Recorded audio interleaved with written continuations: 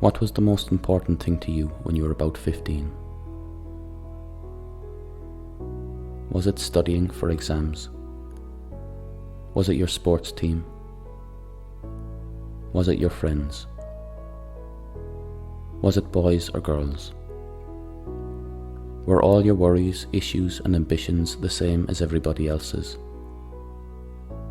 Were you the same as everybody else? Your own quirks and identity, but still just another cog in the wheel moving towards adulthood. An adulthood you looked forward to, just like your peers. The unimaginative future where you meet someone, buy a house, sell your daylight hours to a company, and ponder at what you might do if you had the time to do it, if you had the lack of responsibility to do it. It sounds boring when you list it out like that. But boring is safe. Boring is reliable. Boring is the difference between the stress of reading an email wrong and losing your home due to adventure. What if, at the age of 15, however, you did not have the opportunity to focus your gears towards a safe life? What if, at the age of 15, instead of focusing on exams, sports teams, friends, boys, girls, or all the other things we deem so important at that age, what if instead of all that, your focus was on survival, and only survival? This was the case for a lost Irishman born in New York City.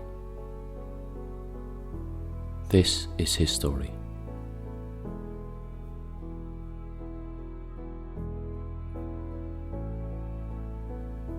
In 1859, in New York City, a child was born. His name was Henry McCarthy. His parents were two off-the-boat refugees in America, hoping for a chance at life after struggling through the horrors of the genocide years in Ireland. They were Catherine and Patrick McCarthy. Their relationship didn't last very long, but it was long enough for them to bring Henry and his brother Joseph into the world. Henry and Joseph spent the first few years of their lives struggling for food as they navigated life in the Irish slums of New York City, an area known as the 5 Points.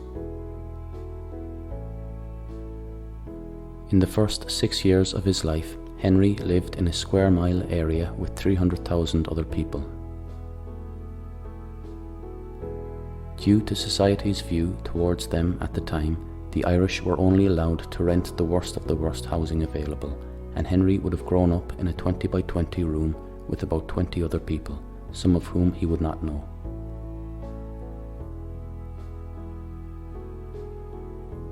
Henry and Joseph were lucky to survive the conditions of the Irish slum, as child mortality at the time for Irish children in New York was at 25%.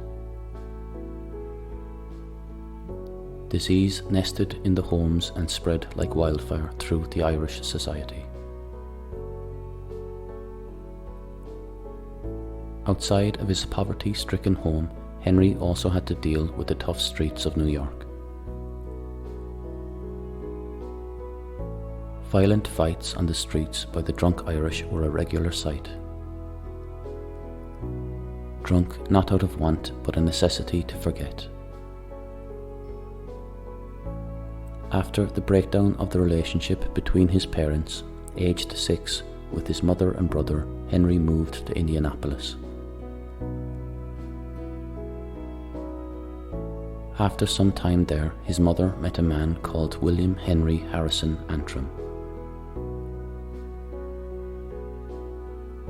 He took on the responsibility of raising Henry and Joseph with their mother, and together they all soon moved to Wichita, Kansas, where William had a better chance of finding secure work.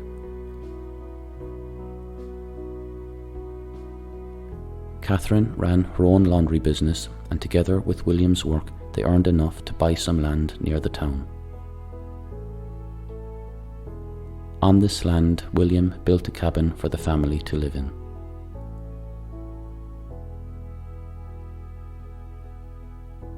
William was a strict and stern man, and given his Ulster Scots background, he insisted that Catherine change her religion from Catholic to Presbyterian so that they could marry. The trade-off being he would then become the stepfather to her 2 boys.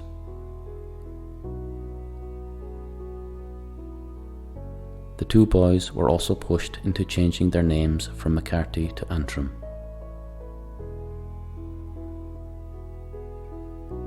Soon after the wedding, the family moved to Silver City in New Mexico.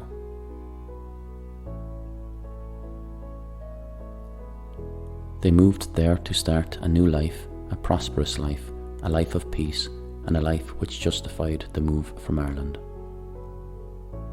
This is not what they found. Soon after they arrived to their new home, Henry's mother became ill with tuberculosis, and she passed on to the land of the angels. It was her illness that forced the family to move from the home they had built. It was believed at the time that dry weather could cure tuberculosis.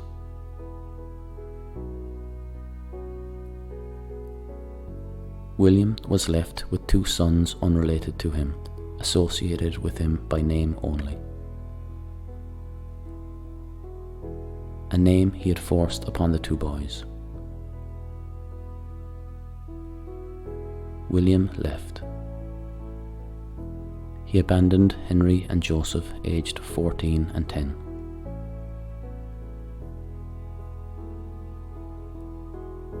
Before he left, he placed the 2 boys into separate foster homes. Henry was sent to live and work with a woman called Sarah Brown. Sarah was the owner of a boarding house and gave Henry a place to stay and meals to eat in exchange for work in her business. Henry mainly washed the dishes and waited tables. Henry also insisted that he go to school when he wasn't working, as he saw it as an opportunity to get a better job later in life and turn his fortunes around. Life was tough for Henry, but despite the hardship he was living through after the death of his mother, he was attempting to make a real go at life and to ensure her journey to America was worth it.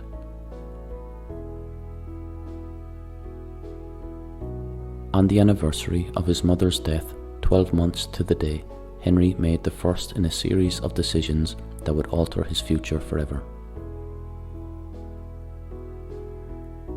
Rebelling against his circumstances and wanting more from life, Henry was caught stealing food from a local business. He got off with a warning. A few weeks later, Henry and a friend called George got the idea to steal clothes from a Chinese laundry so they could be better presented and highlight their poverty to others. They were caught and arrested. The main reason for their arrest: as they stole the clothes, they found 2 guns in the laundry which they thought would be a good idea to take.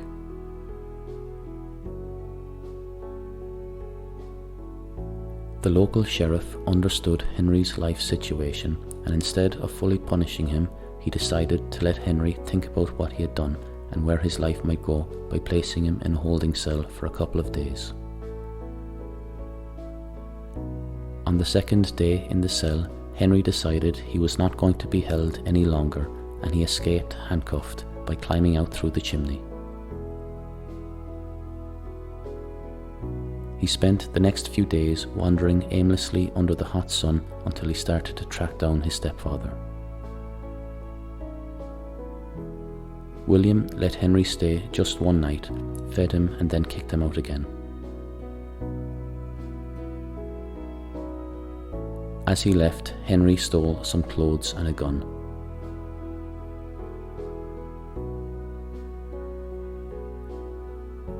With no family, no home, and registered as a fugitive, Henry was on the run. Living in the West on his own, aged just 15, Henry was in one of the most dangerous situations anybody could have found themselves in. Everything from the sun in the sky to the creatures of the earth posed a risk to his life.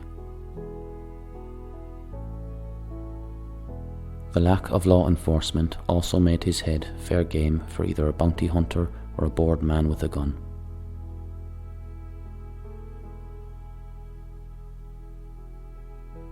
Henry's legs carried him to southeastern Arizona, where he managed to pick up work as a ranch hand, hiding his identity. In the daytime, Henry spent his time working hard to earn a living. In the evening, he gambled it all away in bars and taverns. It was in one of these bars he got to know a man called Henry Hooker. Hooker was a well-established and one of the wealthiest ranchers around the area. Henry convinced him to give him a job, and Hooker agreed. It was a great step up, as this was seen as a proper business at the time.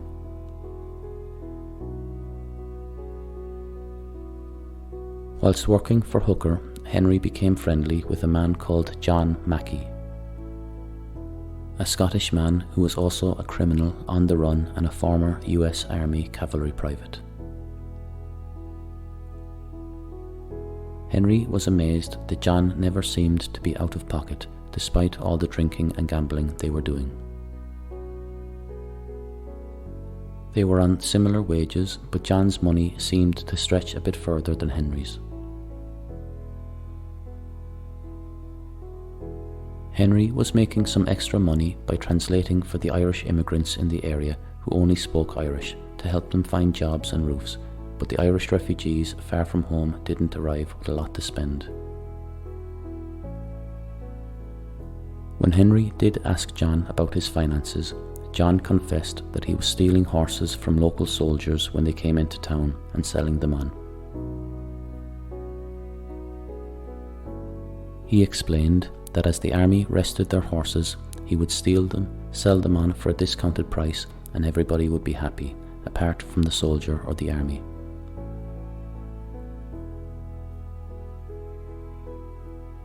Henry asked John if he could join him to make a bit extra, and John agreed.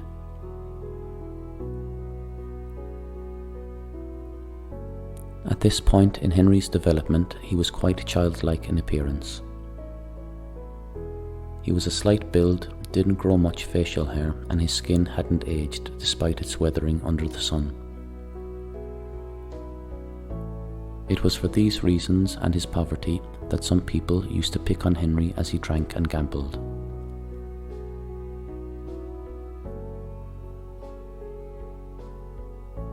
It was on a hot August night in 1877 when Henry bumped into a local blacksmith called Francis Cahill. Francis was giving Henry hassle about his appearance, and Henry decided enough was enough.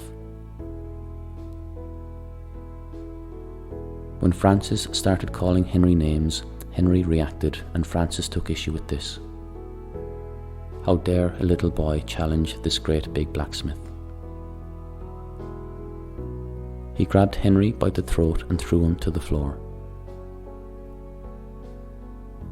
Henry got back up and threw a punch. The two tangled and got wrapped around each other, throwing punches whenever they could get their arms free.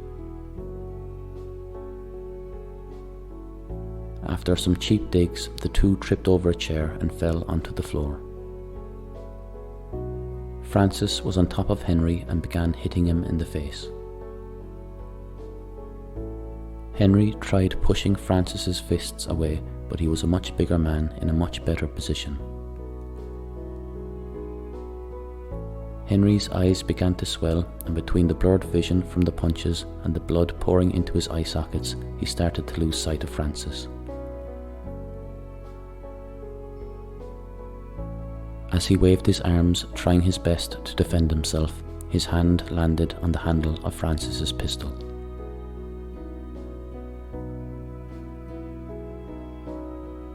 In an act of defence and in panic, Henry pulled the gun from Francis's side and shot him through the chest. Francis slumped forward and lay motionless on Henry, bleeding heavily onto him.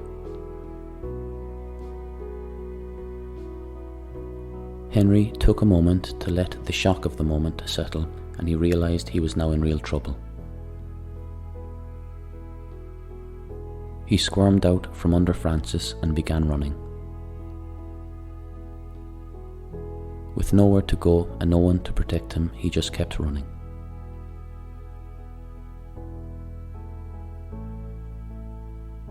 He was spotted in a nearby town a few days later by Miles Wood, and he was detained in the local army camp. They held him in a cell for a few hours until the sheriff arrived. When he did arrive, they opened the cell to find Henry had in fact been gone for some time. When nobody was looking, he had just made off. He stole a horse and fled for New Mexico.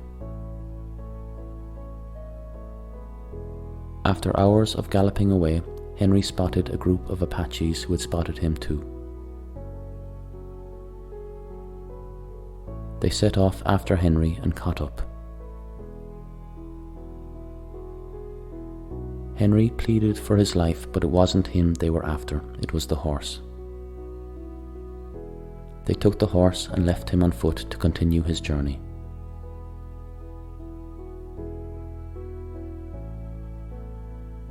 He arrived to Fort Stanton, and with his Irish skin nearly burnt off by the sun, his belly completely empty, and seriously dehydrated, Henry was near death's door.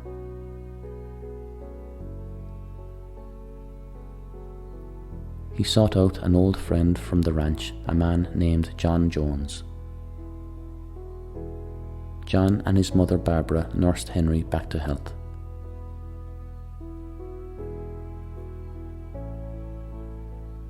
After his recovery, Henry joined John's gang as they raided cattle herds and stole horses. On the run again, and with a bigger criminal record than before, Henry had little choice but to seek the protection of outlaw gangs. These gangs were made up of men in similar situations, but collectively could somewhat protect each other from the law.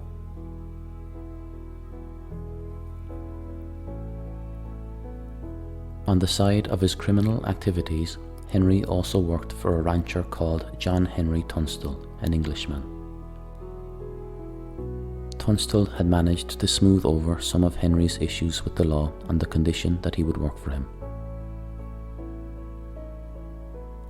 Tunstall found that this was a great way to get staff to a place not many wanted to go. He had in fact agreed to drop charges against Henry for trying to steal his livestock on the grounds that he would come to work for him on his ranch. Henry by now was living under false names to disassociate himself from his earlier troubles. Tunstall's offer gave Henry a chance at living a straight life through honest means, which Henry was conscious of and appreciated. He was also a wealthy local businessman who, with his business partner Alexander McSween, were opposing a new alliance of Irish-American businessmen. These Irishmen were Lawrence Murphy, James Dolan and John Riley.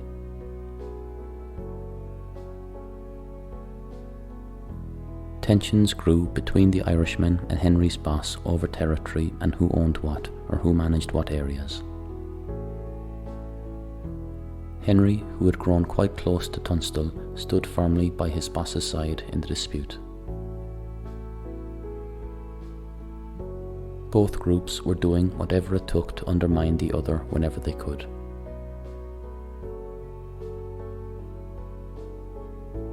In 1878, Tunstall owed James Dolan $8,000.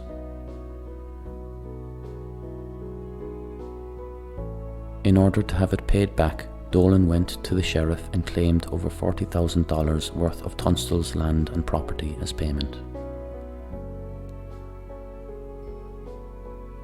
Upon hearing this, Tunstall instructed Henry to take all the horses and protect them from Dolan's men. Henry did as he was told. A few days later, Dolan's men charged into Tunstall's area and began taking what they could find. Henry protected the horses as best he could, but as he fought off the advances of Dolan's men across the yard, he watched as his boss and friend Tunstall was shot off his horse through the chest and then shot in the back of the head as he lay helpless on the ground. This event and the events it kicked off became known as the Lincoln County War.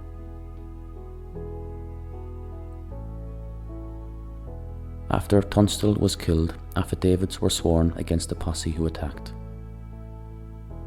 McCarthy himself vowed to avenge the death of his friend.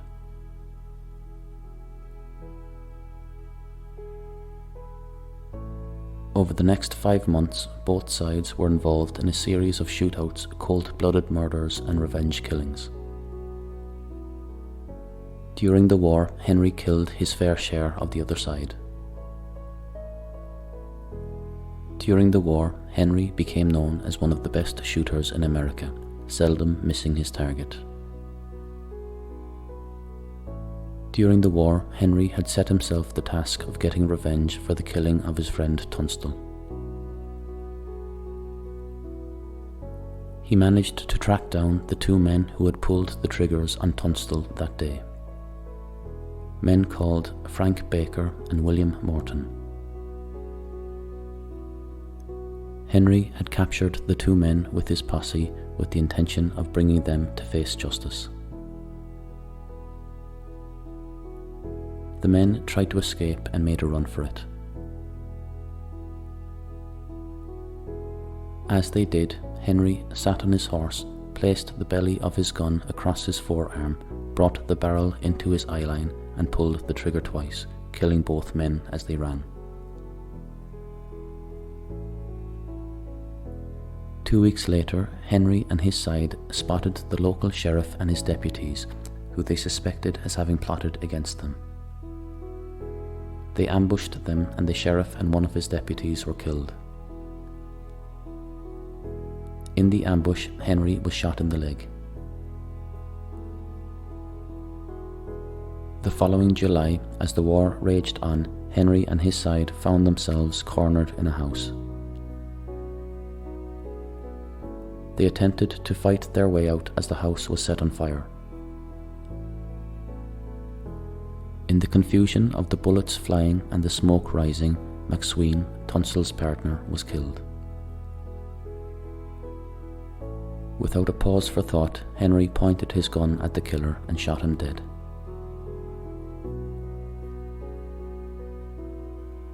The death of McSween ended the war. Only Henry and 3 others on his side survived.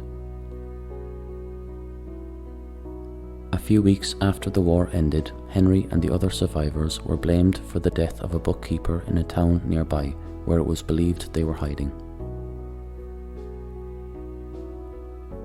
It appears that the bookkeeper's death was used as an excuse to capture them, as there was no real evidence nor sightings of them to support the claim. Henry was captured and brought before the law. It was believed that if they got him to testify for the death of the sheriff during the war, he would give up the other survivors in exchange for his own freedom.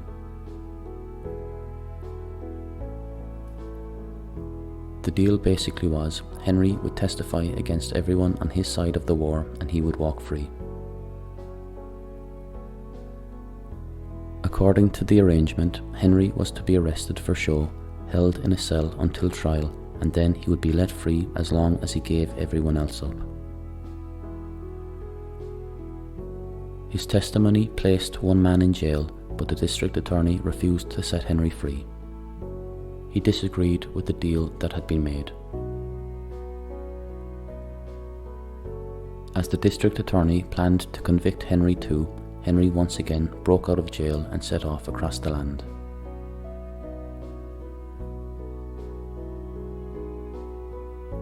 Instead of being a free man now, as had been agreed, Henry was still just another outlaw on the run. This time, in order to make a living, he formed his own gang, a group who answered to him and paid him. The gang was mainly made up of Irishmen far from home. He set up in Fort Sumner, New Mexico. Here he became friends with a man called Pat Garrett.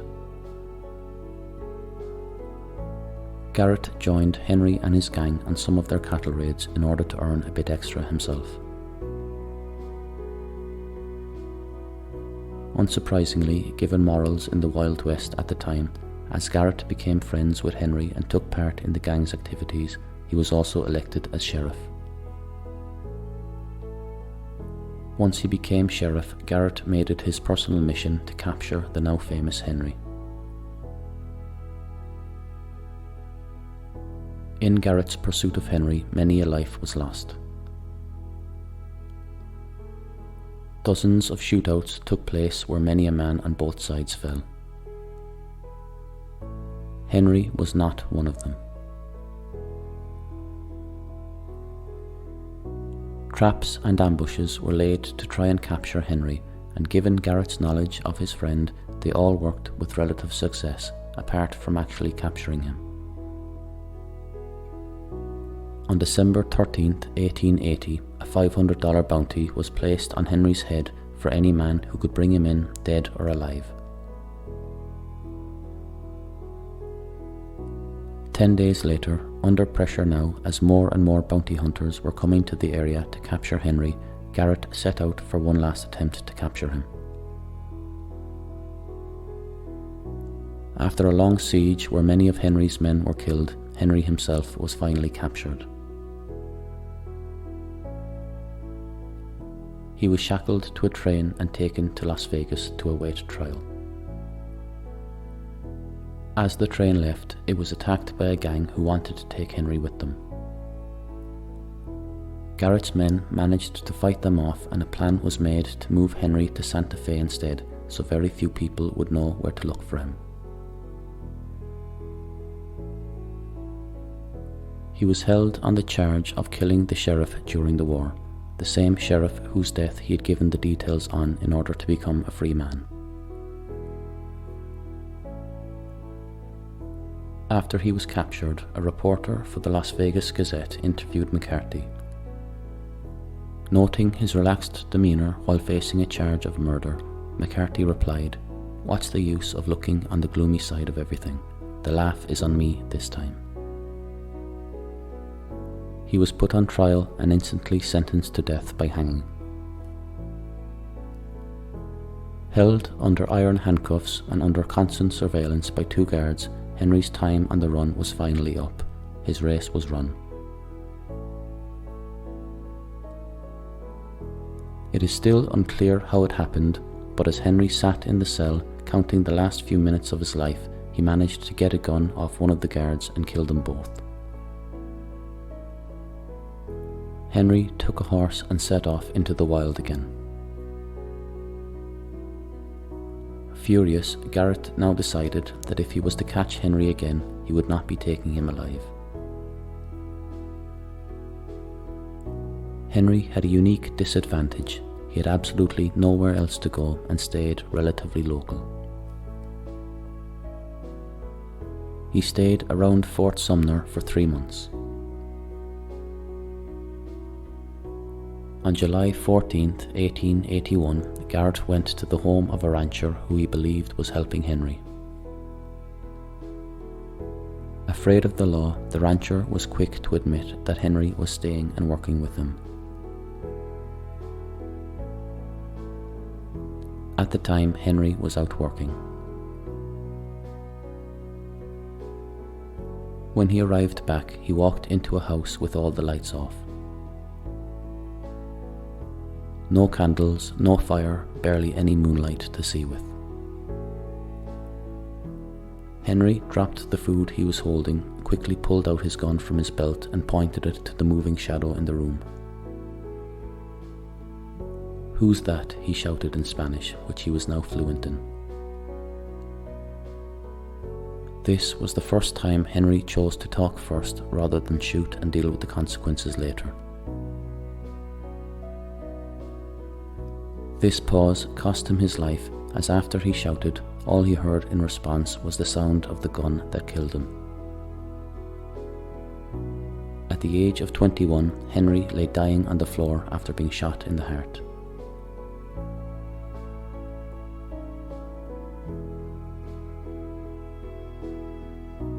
Over the years, strong rumours have spread across the world that Henry didn't die on this day.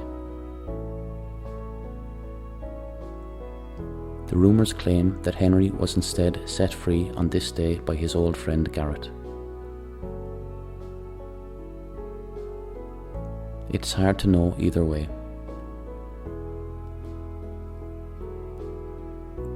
In 1948, a Central Texas man, Ollie P. Roberts, also known as Brushy Bill Roberts, began claiming that he was Henry, and he went before the New Mexico governor, Thomas J. Mabry, seeking a pardon for Henry's life, or his life as he claimed. Mabry dismissed Roberts' claim, and Roberts died shortly afterward. Nevertheless, Hico, Texas, Roberts' town of residence, believed his claim so much that they opened a museum in his honor.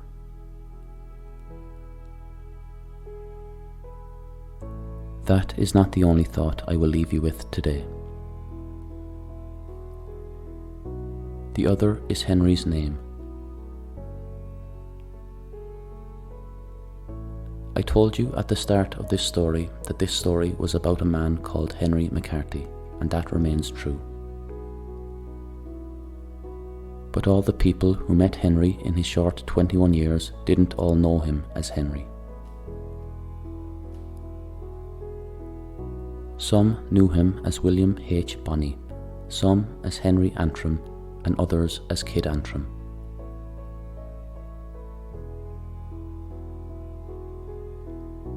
His most famous name, however, and the one he is remembered by today, is Billy the Kid.